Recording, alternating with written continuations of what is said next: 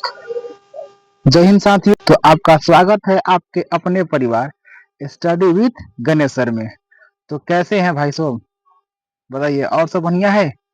तो प्यारे दोस्तों, आज की जो कक्षा में हम लोग पढ़ने वाले हैं वो हम पढ़ेंगे विजयनगर साम्राज्य के बारे में, और देखेंगे कि इनसे कितने कितने एग्जाम में प्रश्न बन सकते हैं।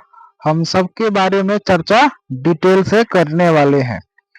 आपको क्या करना है, बस आपको वीडियो को शुरू से अंत तक देखना है ताकि आपको चीजें समझ में आए, और जितना मैं बताऊं, जितना मैं इम्पोर्टेंट पॉइंट बताऊं, आप उनको सुन सके और उनको कॉपी में नोट कर सके, ताकि आपको किसी भी प्रश्न में कोई दिक्कत ना हो। तो आज जो हम स्लाइड बनाकर लाए हैं आप लोगों के लिए, उसमें कुछ स्पेशल है। स्पेशल क्या है सर?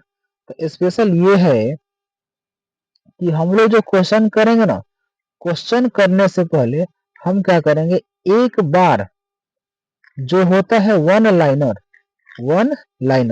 तो पहले हम क्या करेंगे, वन लाइनर को देख लेंगे, एक बार वन लाइनर को पढ़ लेंगे, और तब जो है हम लोग ऑब्जेक्टिव क्वेश्चन का प्रयास करेंगे। तो आइए इसी के साथ हम लोग वीडियो शुरू करते हैं, और आपको अंत में अपना स्कोर टाइप करना है कि कितना सही हुआ, और अंत में यही बताना है कि आपको क्लास कैसे लगी। ठीक है, चलिए अब आते हैं, देखते हैं। देखिए यहाँ पर आपको दिखाई दे रहा होगा कुछ, मतलब इसमें ये है, मतलब वन लाइनर है, आप इसको बाद में भी पढ़ सकते हैं, है ना, इतना सारा है, आप इसको बाद में पढ़ लीजिएगा। देखिए पहला क्या है कि 1336 में किसने स्वतंत्र विजयनगर समाज की स्थापना किया था, तो हम बोलेंगे हरियर एवं बुका ने किया था। ठीक है, उसके बाद अब्दुल रजा किनके शासनकाल में आए थे, तो देवराय द्वितीय के शासनकाल में आए थे। हजार मंदिर का निर्माण किसने किया था, तो कृष्णदेव राय ने किया था। तो इस प्रकार से तमाम बहुत सारे वन लाइनर है, आप इनको आराम से पढ़ सकते हैं। क्योंकि मैं कराऊंगा तो इसमें बहुत ज्यादा समय लग जाएगा। ठीक है, तो इसलिए आपको क्या करना है, जब क्लास खत्म हो जाएगी तो इसका मैं पीडीएफ टेलीग्राम पर भेजूंगा, और आप टेलीग्राम से इस पीडीएफ को डाउनलोड कर लीजिएगा, और आप इसको देख लीजिएगा और इसको याद कर लीजिएगा। यह किसी न किसी एग्जाम में पूछा गया क्वेश्चन है, तो आप इसको याद कर लीजिएगा, और याद करने के बाद है ना, फिर देखिएगा आपसे विजयनगर साम्राज्य यदि कोई क्वेश्चन आता है तो आपसे छूटेगा नहीं। ठीक है, तो ये आप बाद में इसको पढ़ लीजिएगा। हम चलते हैं सीधा क्वेश्चन पर, और देखते हैं कि क्वेश्चन हमसे क्या कहना चाहता है। ठीक है, देखिए एक यहाँ पर ये है और दूसरा यहाँ पर है, आप दोनों को बाद में आराम से पढ़ लीजिएगा। ठीक है, चलिए हम आते हैं आज के पहला क्वेश्चन पर, और पहला क्वेश्चन का आंसर दीजिएगा। लीजिए, पहला क्वेश्चन है, फारसी यात्री अब्दुल रज्जाक भारत के किस शासक के शासनकाल में भारत आया था? अभी मैंने आपको उस जो वन लाइनर था उसमें पढ़ के बताया था कि किसके शासनकाल में आया था। बताइए फटाफट क्या आंसर होगा। आंसर क्या होगा, बोलिए जल्दी। इसका जो आंसर होगा वो होगा ऑप्शन नंबर बी, देवराय द्वितीय के शासनकाल में आया था। ठीक है, अब देखिए आते हैं अपने ऑप्शन पर। तो मैं पूछूं कि देवराय प्रथम के शासनकाल में कौन आया था जी, तो हम बोलेंगे कि सर इसके शासनकाल में आया था निकोलो कांटी। निकोलो कांटी, याद रखिएगा, निकोलो कांटी। यह कहाँ का रहने वाला था, इटली का रहने वाला था। ठीक है, अब देखिए जो कृष्णदेव राय है, अगर मैं पूछूं कृष्णदेव राय के बारे में, तो देखो सबसे प्रतापी शासक अगर कोई विजयनगर साम्राज्य में था तो वो कौन थे, कृष्णदेव राय ही थे। मतलब इनसे प्रतापी, इनसे योग्य कोई दूसरा शासक विजयनगर में नहीं हुआ है।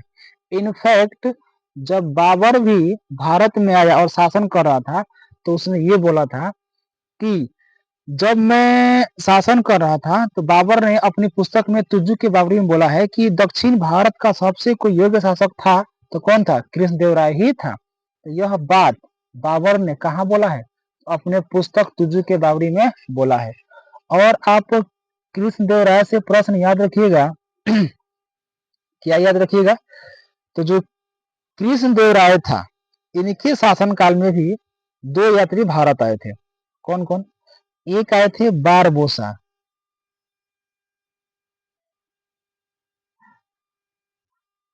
एक आए थे बारबोसा, ठीक है। बाकी एक ही याद रखिए, वो उतने इंपॉर्टेंट नहीं, लेकिन हाई इंपॉर्टेंट है। कौन? बारबोसा। तो बारबोसा किसके शासनकाल में भारत आया था? तो हम बोलेंगे कृष्णदेवराय के शासनकाल में आया था, ठीक है। और मैं बोलूं कि कृष्णदेवराय के बारे में कि मतलब है ना, इन्होंने और क्या किया था, तो याद रखिएगा कृष्णदेवराय ने, इन्होंने दो पुस्तक, एक अमुक्त मलयाद, एक जामवंती कल्याणम। तो जो अमुक्त मलयाद है, इनसे हमें विजयनगर साम्राज्य के बारे में जानकारी मिलती है। और एक है जामवती कल्याणम, तो यह क्या है? यह एक संस्कृत भाषा में है, ठीक है। तो इतने सारे प्रश्न याद रखिए। बाकी और भी ऑप्शन, मतलब और भी ऑप्शन में विजय कृष्णदेवराय आते हैं, तो मैं वहां फिर इनके बारे में चर्चा करूंगा। तो फिलहाल के लिए क्वेश्चन नंबर 1 का जो आंसर होगा, वो ऑप्शन नंबर क्या हो जाएगा? बी बिल्कुल ठीक जवाब होगा। चलिए, पहला क्वेश्चन सबको समझ में आ गया, क्लियर हो गया? बिल्कुल। तो आते हैं अपने दूसरे क्वेश्चन की तरफ और देखते हैं कि दूसरा क्वेश्चन हमसे क्या कहना चाहता है। लीजिए, कृष्णदेवराय के दरबार में अष्टदिग्गज कौन थे? समझिएगा, यानी मैं बोलूं कि कृष्णदेवराय के दरबार में अष्टदिग्गज का क्या मतलब है, तो समझिएगा क्या मतलब है। अष्टदिग्गज, देखिए, जब कृष्णदेवराय शॉर्टकट में बोलते हैं KDR, के फॉर कृष्ण, डी फॉर देव, उसको है ना राय फॉर राय, आर फॉर राय हो जाएगा। तो KDR के शासन काल में 8 विद्वान, चाहे कवि कह लीजिए, रहते थे, जिन्हें हम क्या बोलते हैं? अष्ट दिग्गज। तो यह कितने थे? तो यह 8 थे। क्या सर हमें आठों का नाम याद रखना है? नहीं, आपको आठों का नाम याद नहीं रखना है। आपको केवल 2 नाम याद रखना है। कौन कौन? एक का नाम हो जाएगा अलसी पेडन्ना, एक का नाम हो जाएगा अलसी पेडन्ना, ठीक है। और मैं दूसरा के बारे में बात करूं तो हो जाएंगे तेनालीराम, तेनालीराम। ये 2 कवि का नाम आप याद रखिए, इतना बहुत है। अब देखिए, ये जो अलसी पेडाना है, इन्होंने एक पुस्तक लिखा है मनु चरित्र। तो अलसी पेडाना के पुस्तक का नाम मनु चरित्र। दूसरा क्वेश्चन, अलसी पेडानन को हम तेलुगु भाषा का जनक या पितामह भी कहते हैं, याद रखिएगा। उसके बाद तेनालीराम के पुस्तक का नाम है आत्मरंग पांडुरंग। दूसरी बात, तेनालीराम जो है वह किसके दरबारी कवि थे? तो हम बोलेंगे कृष्णदेव राय के। तो ये तो रही बात। अब क्वेश्चन बोला गया है कृष्णदेव राय के दरबार में अष्टदिग्गज कौन थे? क्वेश्चन हमसे ये कहना चाहता है, तो कौन थे भाई बोलिए? क्या 8 मंत्री थे? बिल्कुल नहीं। क्या सेनापति थे? बिल्कुल नहीं। क्या ये थे? नहीं थे, यानी ऑप्शन डी भी नहीं होगा। तो ऑप्शन कौन बच गया? ऑप्शन बच गया हमारा एक ही, और एक ही ऑप्शन बचता है, जो कि ऑप्शन नंबर कौन सा है? ऑप्शन नंबर बी बिल्कुल ठीक होगा, यानी 8 तेलुगु कवि थे। तो दूसरा क्वेश्चन भी आपको समझ में आ गया। चलिए, अब दूसरा समझ में आ गया, तो आइए चलते हैं अपने अगले क्वेश्चन की ओर, जो कि क्वेश्चन नंबर होगा 3। और देखिएगा क्वेश्चन नंबर 3 क्या बोलता है। लीजिए, पूछा है कि अमुक्त मलयाद किसकी रचना है। अब देखो, अब जो है मैं इसके बारे में कुछ नहीं बोलूंगा, ना ही इसका आंसर बताऊंगा। ये जो है आपको कमेंट बॉक्स में टाइप कर देना है कि हाँ सर, इसका जो आंसर होगा ये होगा, ठीक है। क्योंकि अभी मैंने आपको बताया है कि यह किसकी पुस्तक की रचना है, और मुझे विश्वास है कि आप इनके बारे में बता सकते हैं, ठीक है। चलिए, तो इस पर हम नहीं ज्यादा ध्यान देंगे, बढ़ते हैं अपने अगले क्वेश्चन की ओर और उसको देखते हैं कि वह क्या कहना चाहता है। क्वेश्चन नंबर 4 देखते हैं, तालीकोटा की लड़ाई के कारण पतन हुआ। यानी जब तालीकोटा का लड़ाई हुआ था, तो उससे क्या हुआ था, ये हमसे पूछा है, ठीक है। आइए चर्चा करते हैं, तालीकोटा का युद्ध क्या है भाई, तो समझने का प्रयास कीजिएगा। देखिए, तालीकोटा का युद्ध सबसे पहले समझिए ये हुआ था 1565 में हुआ था। अब इसमें कौन कौन भाग लिए थे? तो इसमें बहमनी साम्राज्य के, देखिए जो बहमनी साम्राज्य था वो 5 भागों में बटा हुआ था। इधर था अहमदनगर, इधर था गोलकुंडा, ये था हमारा अहमदनगर, ये था गोलकुंडा, बीच में था बीदर, इधर था बरार। ठीक है, देखिए ये हो गया आपका अहमदनगर, गोलकुंडा, बीदर, ये हो जाएगा बरार, ये क्या हो जाएगा बीजापुर। तो ये टोटल 5 भागों में बहमनी साम्राज्य बटा हुआ था। अब एक है ना, मतलब ये था एक विजयनगर साम्राज्य का एक व्यक्ति था, नाम था उसका सदाशिव राय। सदाशिव राय। और इसी का एक सेनापति था, नाम था राम राय। राम राय। राम राय ने क्या किया, ये चला गया बहमनी साम्राज्य में और इन चारों में आपस में झगड़ा लगा दिया। चारों में आपस में झगड़ा लगा दिया और झगड़ा लगाकर, है ना, झगड़ा लगाकर आपस में लड़ने लगा।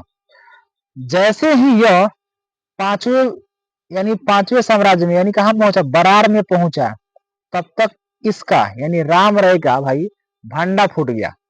यही चोटा है जो हमारे घर में झगड़ा लगाया है। अब होना क्या था, जो झगड़ा लगा रहा था वो तो पकड़ा गया। पकड़ा गया तो ये पांचों मिल गया। अब पांचों मिल, देखिए पांचों नहीं है ना, ये बरार को छोड़कर, ये जो था ऊपर वाला बरार को छोड़कर बाकी ये चारों एक साथ मिल गए और इन्होंने मिलकर राम राय को राम राम कर कर, है ना, ऊपर भिजवा दिया।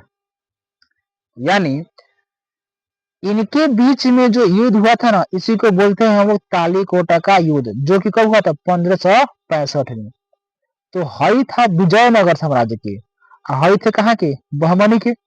तो बहमनी वालों ने मिलकर कहाँ आक्रमण किया है, विजयनगर पर, और यह अंतिम शासक था। तो इस प्रकार से इस युद्ध के माध्यम से जो विजयनगर साम्राज्य है उसका पतन हो गया, नष्ट हो गया। क्वेश्चन में क्या पूछा है कि तालीकोटा की लड़ाई कारण क्या पतन हुआ, तो आंसर हम क्या बोलेंगे कि सर इसका जो आंसर होगा वो ऑप्शन नंबर बी बिल्कुल ठीक आंसर होगा, क्योंकि विजयनगर साम्राज्य का हो गया पतन हो गया। एक बात और याद रखिएगा, ये जो तालीकोटा का युद्ध है ना, इसका एक और नाम है जिसका नाम है राक्षस टांगरी का युद्ध। ठीक है, कब हुआ था, तो मैंने आपको बता दिया 1565 में हुआ था।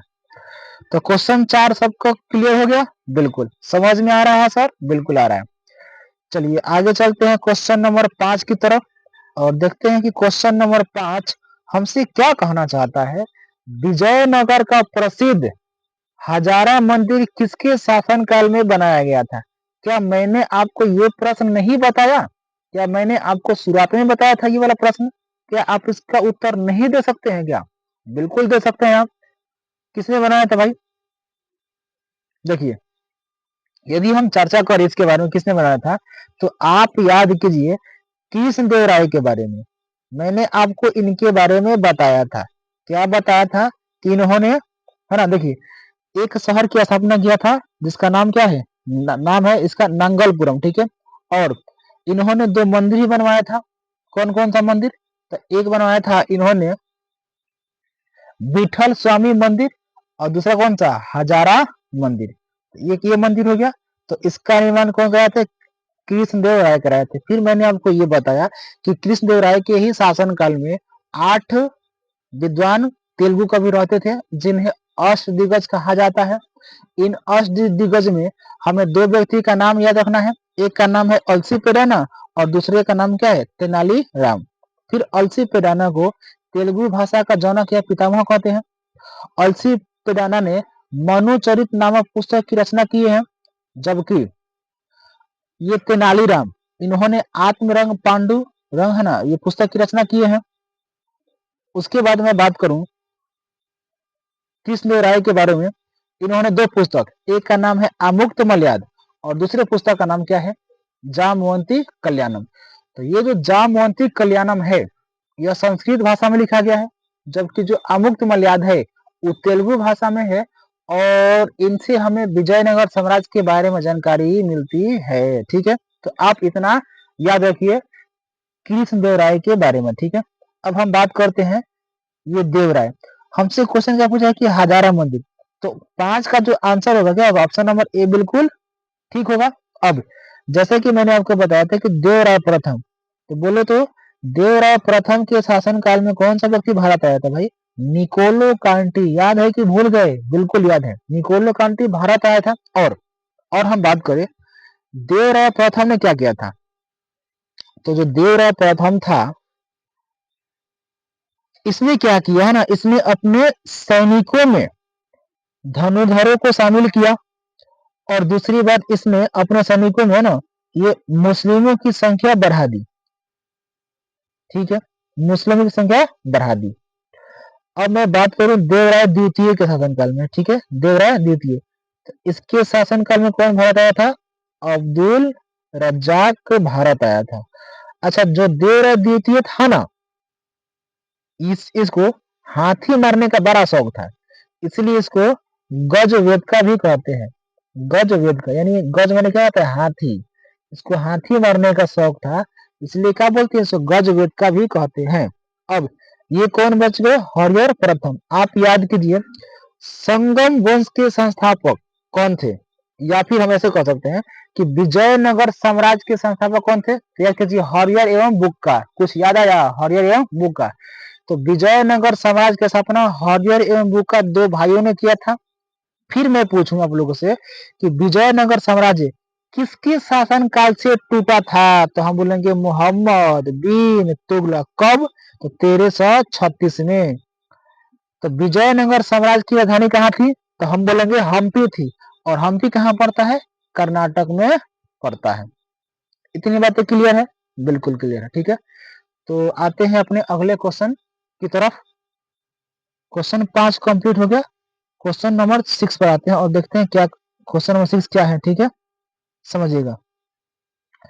उस नदी का नाम बताइए जिसके किनारे पर विजयनगर शहर स्थित है।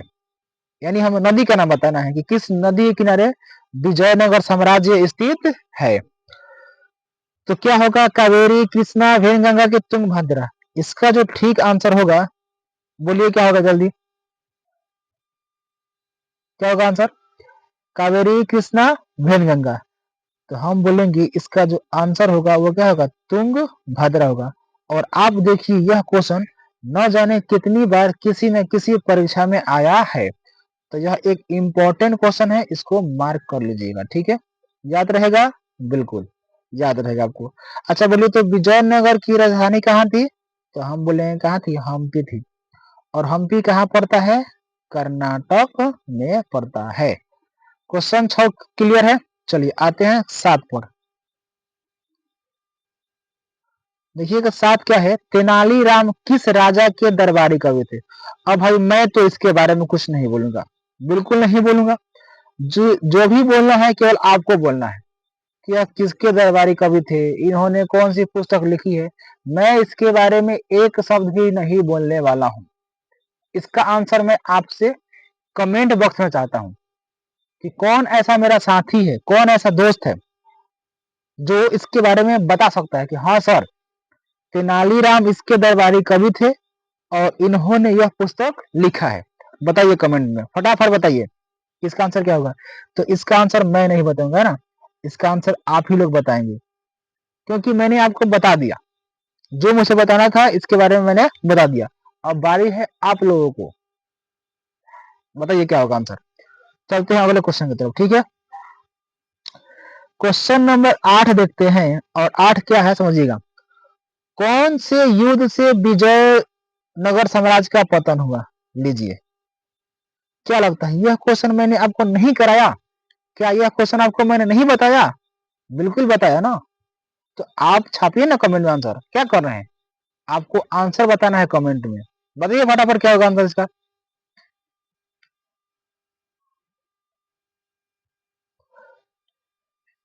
कौन से युद्ध से विजयनगर साम्राज्य का पतन हुआ, क्या तराइन से हुआ था, तालीकोटा, प्लासी का, कि पानीपत का। अरे भाई मैं बात करूं पानीपत, अच्छा जरा मुझे बताना, तो विजयनगर साम्राज्य का स्थापना कब हुआ था? 1336 में हुआ था। हरियर रेम्बुका ने किया था। आप सुनो ध्यान से, ये पूछा है कि ये हमसे ठीक है, ऑप्शन क्या दिया? पानीपत। पानीपत की लड़ाई हुआ था 1526 में, और जबकि विजयनगर साम्राज्य की स्थापना हुआ था 1336 में। भाई साहब लगभग 200 साल का गैप है। क्या ये कभी आंसर होगा? ये आंसर जीवन में कभी नहीं होगा। और एक अच्छे स्टूडेंट की पहचान ये है कि जितना आपका ध्यान आंसर देने में है, उतना ही ध्यान आपको होना चाहिए ऑप्शन को छांटने में। यदि आप ऑप्शन को छांट लेते हैं तो आपको उत्तर नहीं भी पता है ना, तो आप आसानी से आंसर निकाल सकते हैं। कैसे? आपको दिखाते हैं कैसे। मानकर चलते हैं कि हमें नहीं पता है कि विजयनगर साम्राज्य का पतन किस युद्ध से हुआ, लेकिन मैं कोशिश करता हूं कि इसको ऑप्शन से छाट दूं, ठीक है, और देखते हैं कि आंसर मिलता है कि नहीं मिलता है। अगर मैं बात करूं कि तराइन का बोलिए युद्ध कब हुआ था, तो तराइन का युद्ध याद कीजिए। याद आया कुछ? दिल्ली सल्तनत, यानी उधर आया था मुस्लिम आक्रमण, मोहम्मद गौरी, फिर से उधर जयचंद्र आएंगे, पृथ्वीराज आएंगे। तो ये हुआ था 1191 में, 1191 में। और जबकि विजयनगर की स्थापना हुआ 1336 में। देखिए तो कितना गैप है। ये तो घटना पहले हुआ है, और जबकि विजयनगर की स्थापना बाद में हुआ है। तो ये जो है ऑप्शन नंबर ये, क्या कभी जीवन में आंसर होगा? बिल्कुल नहीं होगा। अब चेक करते हैं पलासी का युद्ध। पलासी का युद्ध, देखिए पलासी का युद्ध क्या है, ये कब हुआ था? तो पलासी का युद्ध हुआ था, बोलिए, 1757 में, ठीक है। पलासी का युद्ध 1757 में हुआ था। यह घटना कब की है? 1336 में स्थापना हुआ, ठीक है। और ये पूछा है कि पतन कब हुआ, तो पतन हुआ था भाई 1565 में, जिसको बोलते हैं तालीकोटा का युद्ध, चाहे राक्षस टांगरी का युद्ध। बताइए तो इस युद्ध में कौन भाग नहीं लिया था? बहमनी साम्राज्य के पांचों राज्यों में से कौन सा भाग नहीं लिया था?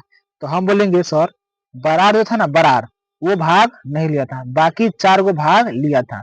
और जब वो युद्ध हुआ तो उसी के कारण विजयनगर क्या हो गया? विजयनगर साम्राज्य का पतन हो गया।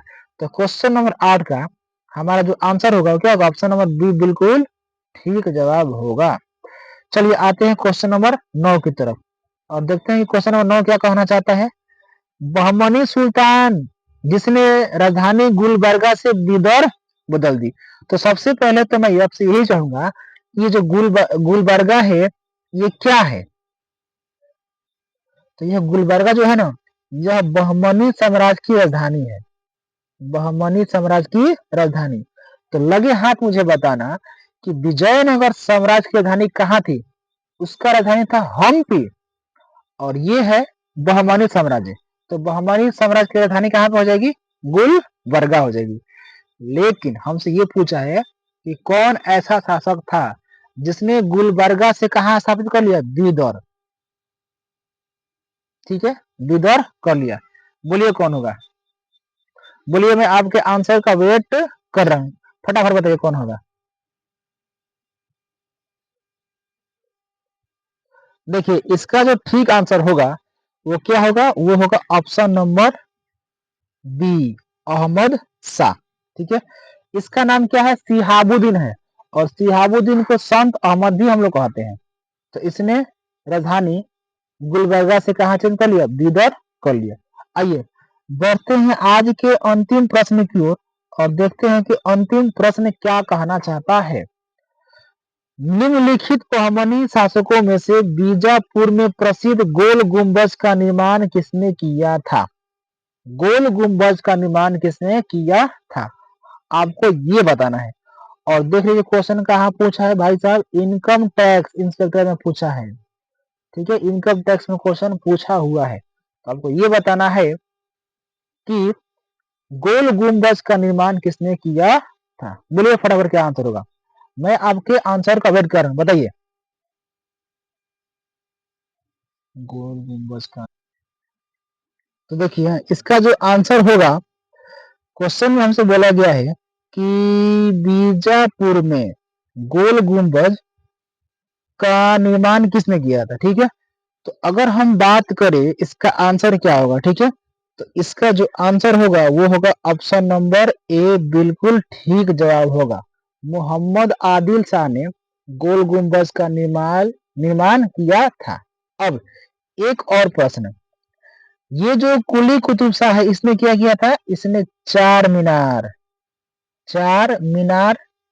की स्थापना किए थे। अच्छा, चार मीनार कहाँ पड़ता है, तो हम बोलेंगे सर हैदराबाद में पड़ता है, ठीक है। तो ये रहे आज के 10 प्रश्न विजयनगर साम्राज्य से लेकर, ठीक है।